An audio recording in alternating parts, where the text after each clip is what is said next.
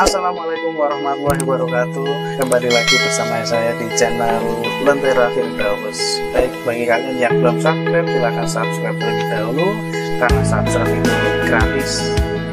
Mari anak-anak, kita berdoa terlebih dahulu sebelum melanjutkan pelajaran.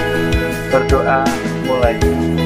A'udzubillahi minasyaitonirrajim. Bismillahirrahmanirrahim. Raditu billahi rabba wa bil islami dina wa bi muhammadin nabiyya wa rasula. Rabbi zidni ilma warzuqni fahma. Amin ya rabbal alamin. Baik anak-anak, sebelum kita melakukan atau melanjutkan pelajaran pada hari ini, silahkan yang belum menonton video sebelumnya tentang keteladanan Rasulullah SAW, silahkan cek video sebelumnya di atas ini dan kalian lihat terlebih dahulu sebelum menonton video ini. Di video ini saya akan membahas tentang keteladanan sahabat Rasulullah SAW.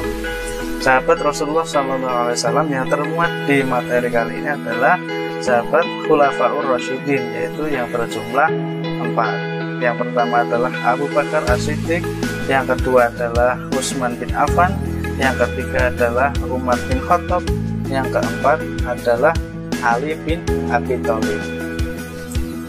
Nah, kita bahas dulu tentang keteladanan Abu Bakar As-Siddiq. Abu Bakar As-Siddiq merupakan khalifah pertama setelah Nabi Muhammad SAW wafat. Beliau dilahirkan pada tahun 571 Masehi dan memimpin selama 2 tahun. Nama lengkap beliau adalah Abdullah bin Abi Qaufah Al-Taimi. Gelar Abu Bakar sendiri itu diberikan langsung oleh Nabi Muhammad SAW karena beliau atau karena Abu Bakar ini merupakan sahabat yang paling cepat dengan masuk Islam. Dan juga gelar As-Siddiq itu diberikan oleh Nabi Muhammad dikarenakan ia selalu membenarkan ajaran Nabi Muhammad, terutama ketika membenarkan peristiwa Isra Mi'raj, di mana orang-orang itu tidak percaya dengan peristiwa itu, tapi Abu Bakar As-Siddiq mempercayai dan membenarkan peristiwa Isra Mi'raj. Ketika memimpin, beliau sangat mengamalkan ajaran-ajaran Rasulullah Shallallahu Alaihi Wasallam. Dalam mengambil keputusan, beliau sering menggunakan cara bermusyawarah untuk menentukan atau memberikan solusi dalam setiap masalah ketika ia memimpin. Beliau juga sangat memperhatikan rakyatnya. Beliau juga mendirikan Baitul Mal, yaitu lembaga untuk mengurusi kas dan keuangan negara. Sahabat Rasulullah SAW yang kedua adalah Umar bin Khattab. Umar bin Khattab mempunyai nama lengkap Umar bin Khattab bin Abdul Uzza. Umar bin Khattab menjadi khalifah sejak tahun 634 Masehi sampai 644 Masehi setelah pemimpin Abu Bakar As-Siddiq. Beliau seorang yang sangat pemberani, jujur, adil, bertanggung jawab kepada rakyatnya. Beliau juga memimpin dengan cara yang sederhana dan juga suka bermusyawarah. Beliau merupakan pemimpin yang tidak mau menggunakan fasilitas negara, walaupun itu hanya sebatas lampu atau penerangan lampu. Pada masa pemerintahan Umar bin Khattab, beliau dikenal pribadi yang sederhana dan bertanggung jawab. Jasa Khalifah Umar bin Khattab yang sampai saat ini kita rasakan adalah penetapan kalender Hijriyah atau penetapan tanggal 1 Muharram sebagai tahun baru Hijriyah.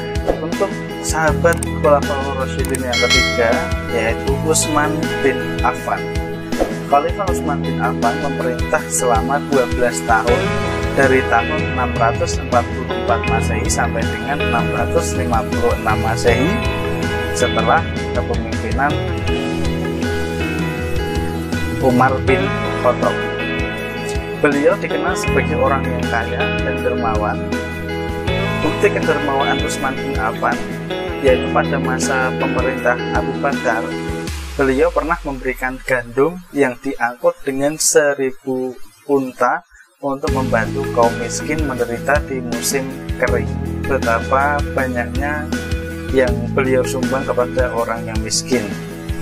Di masa pemerintahannya, Utsman bin Affan melakukan kodifikasi atau menyusun atau membukukan kitab Al-Quran karena beliau khawatir akan terjadi perbedaan Al-Quran. Jadi Al-Quran yang sekarang, mushaf yang sekarang itu ada karena jasa dari sahabat Utsman bin Affan. Karena pada saat sebelum Utsman bin Affan itu Al-Quran itu ditulis di pelepah kurma, ya, pelepah batang kurma atau di daun kurma atau di kak batu agar tidak hilang. Nah, karena kekhawatiran Utsman bin Affan itu jika seorang hafid atau apa yang hafal Al-Quran itu meninggal, maka Al-Quran itu akan hilang.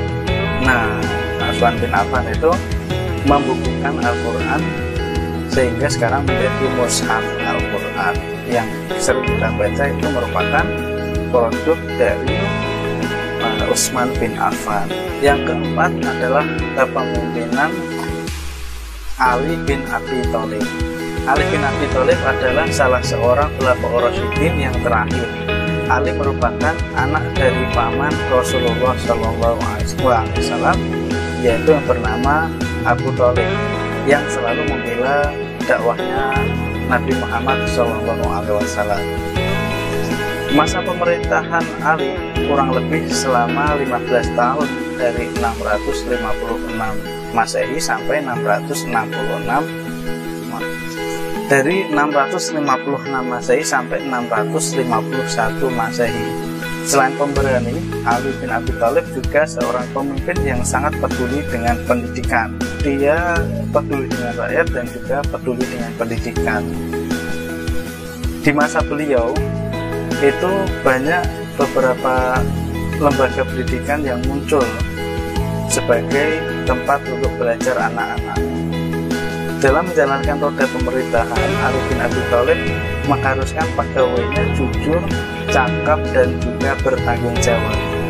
Beliau juga memajukan ilmu bahasa serta mengembangkan ilmu di bidang pembangunan, terutama di kota Kufah sebagai pusat ilmu, tafsir ilmu, yaitu ilmu hadis, ilmu nahwu, dan ilmu pengetahuan lainnya.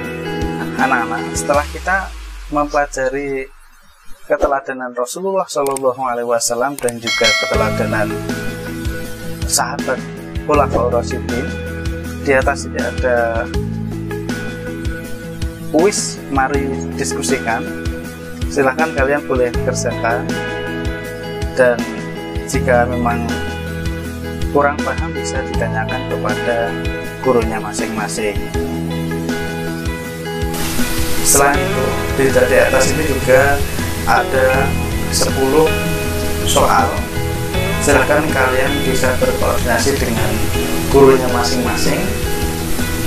Jika memang kalian ingin menjawab di kolom komentar, silahkan jawab di kolom komentar.